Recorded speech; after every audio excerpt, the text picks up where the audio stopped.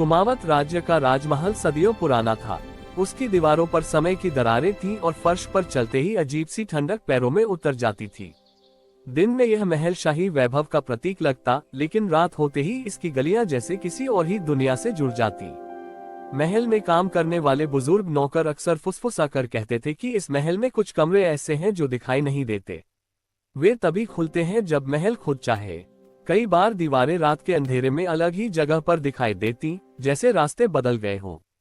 इसी महल की रानी रहस्यमयी थी। वह ज्यादा बोलती नहीं थी, लेकिन हर बात को बहुत ध्यान से सुनती थी। उसकी आंखों में एक गहरा सन्नाटा रहता, मानो वह किसी आने वाले खतरे को पहले से महसूस कर रही हो। वह अक्सर राजमहल के सबसे पुराने हिस्से में जाती, जहां जाने की अनुमति किसी और को नहीं थी। राजकुमारी अपनी मां से बहुत जुड़ी हुई थी। उसने कई बार रानी से पूछा कि वह उन अंधेरी गलियों में क्यों जाती है, लेकिन रानी हर बार यही कहती, कुछ सच ऐसे होते हैं जिन्हें समय से पहले जान लिया जाए तो कीमत बहुत भारी पड़ती है।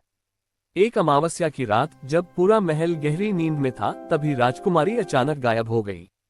सुबह उसका कमरा बिल्कुल वैसा ही था, बिस्तर ठीक, दरवाजा अंदर से बंद और खिड़कियों पर जाले तक नहीं हिले थे। ऐसा लगा जैसे वह हवा में घुल गई हो। खोज शुरू हुई। सिपाही, मंत्री, पुजारी सब लगे रहे। तभी महल की